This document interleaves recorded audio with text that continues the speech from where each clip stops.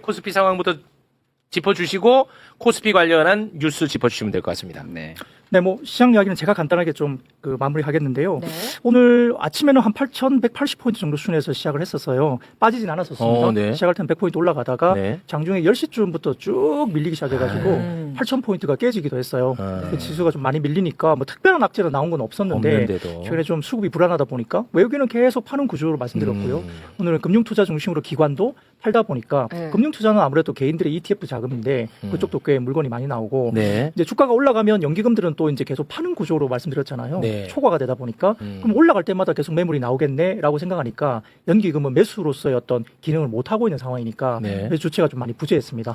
그래서 쭉쭉 밀렸는데 10시 좀부터 이제 한국 증시가 이제 반등이 좀 이제 오후장 들면서 빠지다가 오후에 12시부터 조금 반등세가 나왔는데요. 국민연금이 이제 지수 올라갈 때 파는 것들에 대해서 일부 이제 정치권에서 좀 뒤로 미루자. 오. 계속 이제 올라갈 때 발목을 잡으니까 이걸 좀 유예해야 되지 않느냐. 뭐 이런 것들에 대한 논의가 있었다고 하면서 조금 반등을 줬고요. 오전장에는 키옥시아, 그러니까 지난번에 말씀드렸던 옥시크린 아니고 키옥시아. 네, 키옥시아가 일본 일본에서. 시장에서도 5% 이상 급락을 하면서 좀 분위기가 안 좋았어요. 그러니까 상대적으로 하이닉스가 그래서 좀 빠졌고요. 오늘은 전자 같은 경우는 내일 실적 발표를 할 텐데 전자 실적이 굉장히 좋을 거다. 삼성전자. 네, 삼성전자가. 내일 실적 발표합니까? 네, 지금 뭐 박시동 대표께서 말씀 주시겠지만 멜츠증권에서 굉장히 그 긍정적인 리포트가 나왔는데 네. 좀 신뢰도가 좀 높습니다. 오. 네, 그런 내용들이 좀 나오다 보니까 이제 삼성전자가 상대적으로 좀 올라왔고요. 지난주에 무리를 일으켰던 메타가 메타 진짜.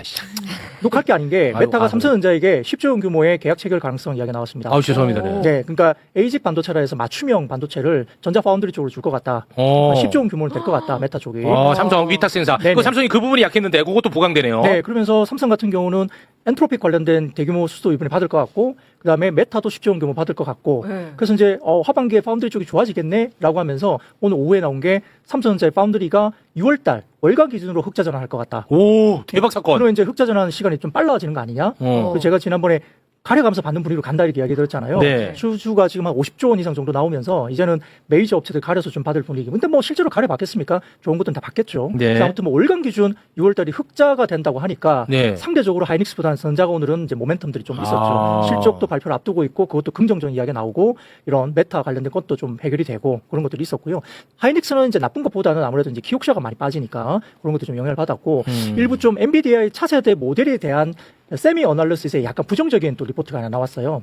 차세대 모델 하나가 있는데 그게 28년도로 좀 이제 연기될 것 같다. 그게 PCB 기판의 문제가 좀 있어서 다음 세대로 넘어가는 게 조금 연기될 수 있다는 그런 우려의 리포트가 하나 나왔죠. 그러니까 그것은 이제 하이닉스 쪽에 좀 안 좋은 영향을 미쳤고 PCB 업체들도 많이 빠졌습니다. 삼성전기나 LG노텍 그 외에 뭐 대덕전자, 이슈페타스 이런 종목들도 그 영향 때문에 좀 IT가 좀 빠졌어요. 네. 근데 지수가 좀 빠지긴 했지만 시장이 나쁘지 않았던 것은 첫 번째 캐나다 쪽에 이제 수주 임박권 잠수함. 네네. 잠시 후에 전문가들과 함께 이야기 나누니까요. 그 잠수함 얘기는 함부로 얘기하지 네네. 마십시오. 뭐 그거 관련된 기대감 선반영하면서 관련된 이제 조선주가 좀 올랐고요. 이제 방위 쪽이 좋다 보니까 한화 시스템도 오늘 급등을 했고, 그다음에 이제 메가 프로젝트 관련된 전력 수요 충당하기 위하면 인프라 하려면 이제 건설을 해야 되지 않습니까? 네네네. 그 GS 건설이나 DLNC 좋았고요.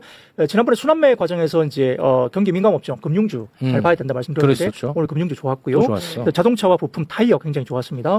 기아가 인도 쪽에 수출 물량 굉장히 좋았다 나왔고요. 그다음에 부품주 뭐 모비스 괜찮았고 타이어 같은 경우는 오늘 그 일반적으로 유가가 빠지면 원자재가 빠지니까 타이어주는 좋긴 해요. 이제 화학 제품을 가져와가지고 네. 만드니까. 근데 오늘 금호 타이어가 장중에 상한가를 갔는데 광주 쪽에 이제 만든다 이렇게 이야기 나오니까 군부지 이용해서 만든다 하니까 금호 타이어가 그쪽에 땅이 있나 봐요. 근처에. 그래서 금호 타이어가 오늘 상한가까지 장중에 올라가는 그런 모습도 보였고요. 코스닥 쪽에서는 뭐 역시 이제 소비재 가운데 제가 경기 민감 소비재 화장품주 말씀드렸는데 오늘도 보면 아모레퍼시픽, LG생활건강, 뭐 실리콘투, 달바글로벌, 코스맥스 이런 거 괜찮았고 호텔 레저 그러니까 롯데관광개발, 파라다이스, 서브TND 이런 도 굉장히 좋았고요. 그러니까 좀 시장은 좀 주춤하긴 했는데 전체적으로 그 위치 이동 정도 했네. 확산은 좀 있었고 순환매도 좀 있었고 네. 늘 이야기했던 좀 좋은 섹터들을 좀 돌아가면서 그래도 반짝인 자리였다 볼 수 있습니다. 그럼 뭐 특별한 이유 없이 이렇게 이제 주가가 많이 빠졌어요. 네. 그때만 내가 기다린다라고 이지선님이 몇 년째 이야기를 했으니까 지금 또 많이 들어갔겠군요. 오늘만 기다린 분이거든요, 진짜, 이분이. 진짜. 지금 무슨 뭐 큰 악재가 있어서 빠진 것도 아니야. 특별한 이유 없이 빠졌다. 그때만 내가 기다린다고 몇 년째 지금 얘기하셨는데 많이 들어가셨습니까? 제가 그때 한참 오셨을 때 네. 2주 쉬기 전에 샀잖아요. 있잖아요. 어. 근데 그 사이에 너무 불안해서 팔았어. 팔았어 또.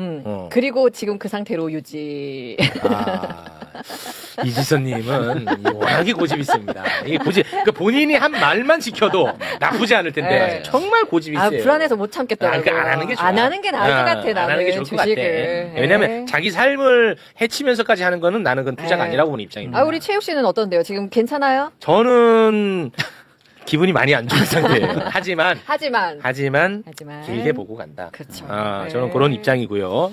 네, 오늘 장 전체적인 상황 우리 부장님이 잘 정리해 주신 것 같고요. 네. 이제 거기에 대해서 이제 사실은 다 하나하나가 좀 중요한 테마가 몇 개 있으니까 그거는 조금 이제 깊이 들어가 볼게요. 좋습니다. 내일 이제 삼성전자의 2분기 실적 발표가 아침에 있습니다. 아침에 예. 근데 이제 오늘 정도 되면 뭐예요? 시험 성적은 사실 다 나온 거 아니에요? 발표만 앞두고 있는 거잖아요. 네. 그러니까 이제 사실은 발표를 앞둔 가장 마지막에 임박해서 나오는 애널리스트들의 리포트가 정확성이 더 높습니다. 네. 그럴 거 아니에요. 음. 한참 남았을 때 예측한 거하고 하루 전에 예측한 거하고 그죠? 그래서 오늘 나온 업계 리포트 중에 하나가 가장 주목을 끄는데요.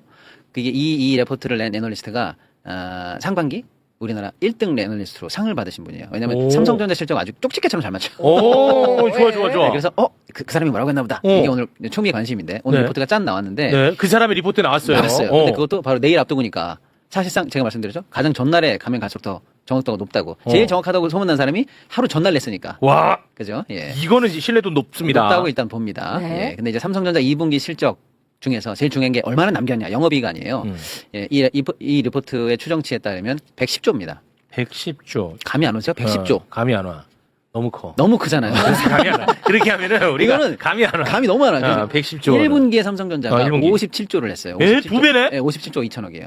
57조 했는데 네. 그때도 난리 난다고 그랬었는데. 난리 수준이 아니죠. 거의 세계 탑이에요. 1분기 세계에서 때. 돈 제일 많이 버는 회사입니다. 난리 났었잖아. 근데 지금 두 배야? 2분기 전망이 110조가 나왔어요. 오늘은요. 뭐 그럼 이건 사건이 아니에요? 사건이에요. 그러면 내일 근데- 주식 어떻게 되는 거예요? 자, 사건이죠. 상한까지. 근데 상한까지. 3분기는 또 어떨 것 같아요? 3분기에. 4분기는 어떨 것 같냐고요? 지금 예측 불가 수준으로 지금 정말 우리가 천문학적이라는 단어를 실제로 이제 숫자로 느끼니까 감이 안 오실 정도의 지금 단계에 들어간 거예요. 분기에 남겨먹는 돈이 100조 단위, 세 자리가 찍히는 거예요. 와. 지금. 자, 그리고 근데 이제 업계에서는 얼마로 추정을 했느냐면 85조 내외로 이제 평균치가 잡혀 있어요. 아, 이번 2분기는 예, 85조 내외가 정도 될 남을 건데, 거다 했는데. 근데 얼마 전에 삼성 이제 노사 합의를 받지 않습니까? 네. 그때 이제 성과급을 많이 주기로 아, 했잖아요. 네. 그 성과급을 주기로 한 내용을 이번에 털 거냐? 나눠서 털 거냐? 이번에 한 번에 털 거냐? 이게 이제 아직 좀 미정인 상태로 미정이요. 미정인 상태로 대충 85조 언저리가 나온다라고 조금 두루뭉술하게 예측이 돼 있었어요. 근데 오늘 나온 리포트에 따르면 110조를 남겼고 그다음에 이번에 성과 관련한 얘기를 다 반영한다. 왜? 돈 너무 많이 벌었으니까 많이 벌었을 때 털자. 네. 그걸 다 반영해도 90조입니다. 돈 없네. 예, 더 높아요. 예상치보다. 예, 그러니까 충당금이라고 해서 노조한테 줘야 되는 성과급을 다 반영하고도 남겨도 90조예요. 오. 어마어마하죠. 어마어마하네. 예, 어마어마한 수치가 나올 거라고 지금 현재 예상이 됐습니다. 그러니까 오. 이건 누가 봐도 호재입니다. 근데 최근에 삼성전자가 2분기 좋을 거야 이런 얘기는 들어보셨을 거잖아요. 네. 근데 좋다라는 게 절대값보다는 사실은 예상치보다 얼마나 좋느냐, 예상치보다 얼마나 못하느냐 이게 사실 중요하거든요. 근데 지금 시장에서 좋을 거야 하니까 눈높이가 너무 올라간 거예요. 그러니까 서프라이즈가 나와도 안 놀래면 꽝이잖아요. 네, 그런데 최근에 약간 아까 우리 부장님 말씀처럼 지난주에 뭐 메타 문제도 잠깐 있었고 이러다가 계속 잘 되는 건지 아닌지 헷갈린다 등등등 해서 노이즈가 조금 있었죠. 그래서 다소 눈높이가 좀 내려갔어요.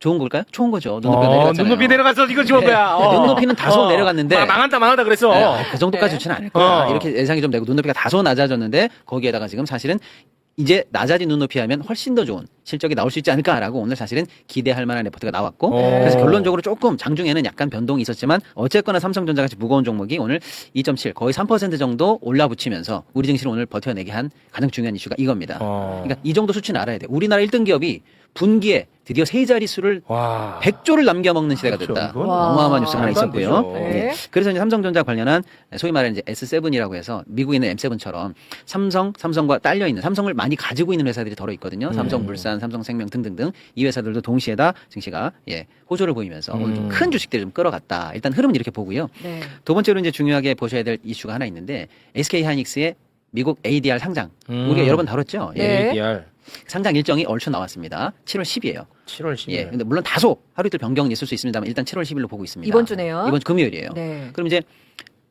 그 설명할까요? 많이 해야지. 했죠? 아니, 안 했어. ADR 자체를 그럼 여기 오시는 분들이 맨날 이래서 ADR 많이 했죠? 그러니까 넘어갈게요. 다음 주에 오는 사람도 많이 했죠? 에이, 넘어갈게요. 알겠습니다. 그래서 결국 한 번도 안 네, 했어. 그럼 짧게 말씀드릴게요. 이지선 씨가 알아듣기를 알겠어요. 이지선 네. 씨도 투자를 하든 뭘 네. 하든 하지. 처음부터 신규 상장을 어떤 시장이 하려면 사람 태어나는 거하고 똑같아요. 출생 신고해야 돼요. 애기 만들어야지, 이름 내야지, 막 복잡하단 말이에요. 처음부터 네. 애를 만들어야 돼. 너무 길죠? 그래서 너는 누구냐, 돈 얼마 벌 거니, 우리나라 와서 뭐 할 거야, 이걸 다 따지니까 너무 길어. 그 절차를 간단하게 우회하는 게 ADR입니다. 어떻게 우회하냐면 저는 처음 태어난 애가 아니고요. 원래 태어나 있는 사람이에요. 이사 신고 좀 받아주세요. 약간 이런 느낌이라고 생각하시면 돼요. 그래서 기존에 원물 주식이 있습니다. 이거를 전당포에 맡기는 거예요. 그러면 네가 주식을 맡겼다는 보관증을 써줄 거 아닙니까? 네. 그럼 이 보관증을 받았다는 것은 원물이 있다는 뜻이죠. 네. 그래서 그 보관증을 믿고 그 보관증을 그냥 상장하는 거예요. 아. 그러니까 미국에 처음부터 출생신고합니다라고 하는 게 아니고 저 주식 있습니다라고 믿을 만한 사람한테 맡기고 맡긴 보관증을 받으면 그거 진짜 믿을 만하니까 이 보관증을 주식과 똑같이 인정하고 우리는 거래하겠다. 이게 ADR이에요. 예탁증서가 영어로 ADR이거든요. 아, 예탁증서. 맡겼다. 맡겨진 보관증 맞네. 아. 이걸 상장하는 거예요. 약간 절차가 엄청 간단하죠. 우회해서 상장하는 거네. 그렇죠. 예, 진짜 실물이 있다는 걸 확인된 거니까. 오케이. 네. 그래서 하이닉스가 이제 미국에 상장되는 날이 7월 10일인데 10일. 그러면 우리나라에서 하이닉스가 참 좋은 회사긴 하고 거의 원투펀치로 우리 증시를 이끌고 있습니다만 네. 미국에 견주어 보면 한국에 있다는 이유만으로 미국 기준으로 보면은 절반 정도로 저평가되고 있다는 게 업계 평균이에요. 네. 그러면 이제 미국 시장으로 ADR이 상장이 되면 미국 기준으로 평가될 거잖아요. 그렇지. 그러면 하이닉스는 업계 2등이에요. 하이닉스가 높게 평가받는 마이크로는 이미 3등이에요. 세계 3등이고 하이닉스 2등이에요. 그리고 미국에서 더 좋아하는 게 HBM이에요. HBM은 하이닉스가 1등이에요. 오. 그러면 가만히 있어보자. 미국에 상장된 ADR을 도대체 미국 사람들은 얼마에 평가해 줄 거냐? 마이크론이랑 마이크론하고 비교할 거 아니에요. 비교해야지. 그러면 마이크론은 지금 현재 하이닉스보다 2배 정도 고평가받고 있어요. 와. 그러면 지금 하이닉스 거래가보다 2배로 단박에 올라가기는 어렵겠지만 네. 그 중간선만 되더라도 지금보다 3배 이상 고평가받을 여지가 있죠. 그렇죠. 그래서 업계는 하이닉스의 ADR 상장을 지금 한국에 있는 하이닉스 가격을 미국이 견인해주는 효과가 있을 거라고 보는 거예요. 기대하고 있죠. 무슨 뜻인지 아시겠죠? 네. 같은 불인데 여기서 내 1,000원, 여기서는 2,000원이야. 그러면 나 1,500원 정도는 다시 쳐줘. 그렇지. 이런 계기가 생긴다는 거죠. 네. 좋게 볼 여지가 있는 겁니다. 네. 예, 그래서 이제 그 날짜가 곧 앞두고 있는데 아니 그 좋은 호재를 앞두고 오늘은 왜 빠지는 거야? 라고 할 때 미국에 상장될 때 얼마짜리로 쳐줄지를 기준은 잡아야 될 거 아니에요. 거래하면 점점 올라가겠지만 그 거래가 최초 공모가를 정하는 기준이 오늘부터 3일간 우리나라 거래 가격이에요.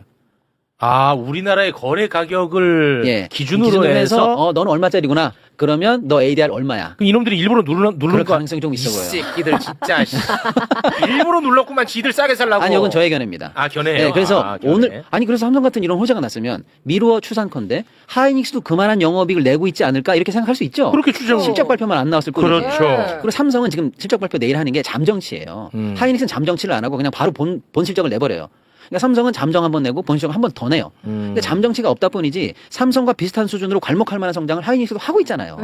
이거 당연한 상식 아니에요? 그럼 너무 자연스럽죠. 그러면 같이 올라가야 정상이에요. 네. 그런데 왜 오늘 하이닉스는 조금 덜 오르고 심지어는 약간 마이너스가 됐냐면 네. 이 뉴스가 있다는 거예요. 제가 볼 때는 ADR은 호재인데 이슈가 있다. ADR 공모가를 정하는 기준이 오늘부터 3일간의 거래 가격이에요. 그래서 다소 미국의 이 ADR 관련해서 주관하고 있는 미국 증권사나 외국인들 입장에서는 지금 떨어뜨리는 게 조금 이익이 아닐까? 왜 떨어뜨리는 게 이게요? 싸게 물량을 받아야죠. 넌 좀 주무셨어요?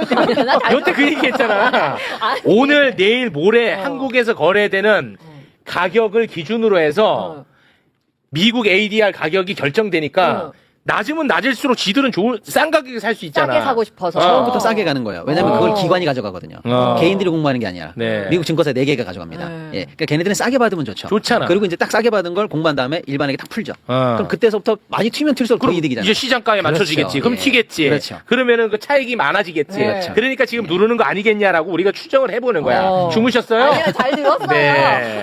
그런 것도 있긴 합니다만 좀 전에 말씀드렸던 NVIDIA 카이버렉이라는 새로운 이 모델이 뉴스도 중요하니까 설명. 지연되잖아요. 뭐라고요?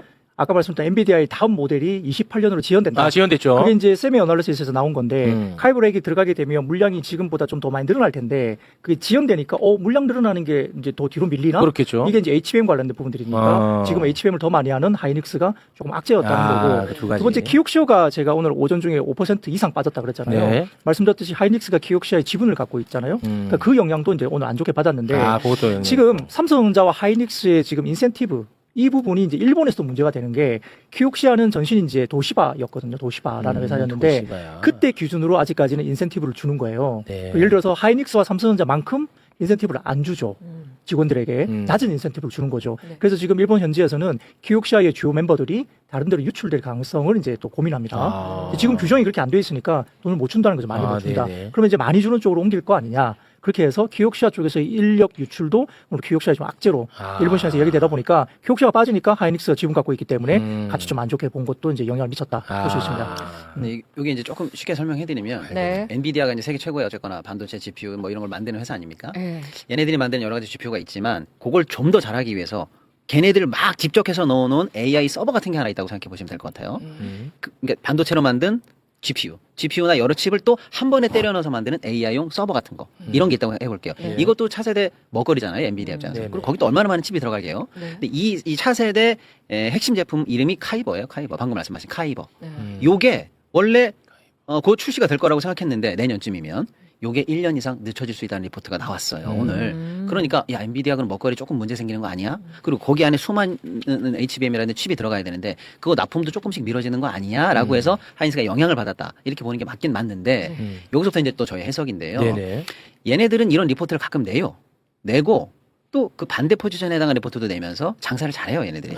그래서 저는 아직 신뢰하지 않고 있습니다. 아. 다만 이 뉴스가 세계를 강타해서 오늘 장중에 잘 올라가다가 쑥 빠졌거든요. 아. HBM 관련한 반도체 회사들이. 네. 근데 제가 볼 때는 이것 때문에 빠진 건 맞는 것 같은데 정말로 이것 때문인지 이게 정말로 현실화 될 건지 큰 위기가 생기는 건지 다소 반도체 수요에 조금이라도 스크래치가 가는 건지는 저는 아직 확인을 좀 더 해봐야 된다. 네. 저는 아직 신뢰하지 않고 신뢰하지 있다. 예. 않는다. 첨언을 좀 하자면 그 X라는 그 SNS 계정 속에서 네. 그 리포트를 낸 세미 어널리스에 대한 여러 가지 좀 뭐랄까 좀 안 좋은 이야기들이나 분석들이 되게 많아요. 왜냐하면 최근에 세미 어널리스에서 그 리포트가 이제 사설 독립 리서치인데 얘네들이 돈을 이제 내면서 광통신 시장에 대해서 엄청 안 좋게 냈거든요. 광통신이 또 밀어줄 수 있다. 그렇게 안 좋게 낸 다음에 광통신 주식들이 폭락을 했어요. 그렇겠죠. 근데 얼마 뒤에 어디 다른 데하고 서로 꽁짝해서 광통신주를 담는 상품을 만들어갖고 팔았어요.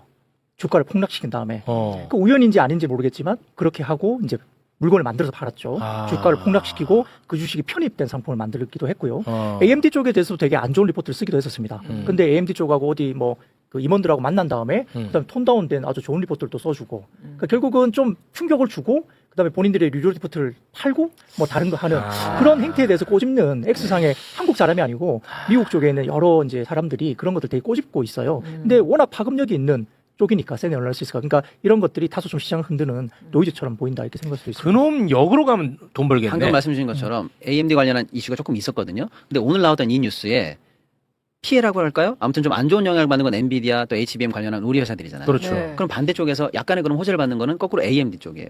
이쪽 서버가 잘 안 된다니까. 그죠? 그럼 경쟁 비슷한 업체 쪽은 그럼 우린 잘 되나? 이런 쪽으로 이제 눈이 돌아갈 거 아닙니까? 아. 그런데 관련해서 이런 노이즈가 그 전에 그 회사랑 있었다는 거죠. 그래서 저는 아직 100% 신뢰하기는 조금 신뢰하기 어렵지 않을까라는 해석을 하고 있는데 아. 오늘 시장을 강타한 뉴스는 이거긴 하다. 네, 알겠습니다. 아무튼 뭐 가장 중요한 거는 그 AI로 돈 버는 네. 하이퍼 스케일러라고 하나요? 네. 그 회사들이 돈을 잘 버냐 안 버냐 요것만 보면 되는 거잖아. 맞죠? 네. 그렇죠. 나는 그것만 본다고. 나는 요 주식 방송 좀 장 끝나기 전에 좀 일찍 했으면 좋겠어요. 왜? 쉬는 시간에. 아, 지금 막 들으니까 사고 싶잖아요. 아니야. 그렇게 하루하루로 하면 안 돼요. 길게 얘기해. 그래서 내가 그 얘기를 하는 거야. 너 들으라고 한 거야. 아, 그래요? AI로 돈을 버는 회사가 계속해서 돈을 벌어. 번다. 그러면은 우리 이런 스토리가 계속 갈 거 아닙니까? 근데 AI로 돈을 버는 회사가 돈을 못 벌어.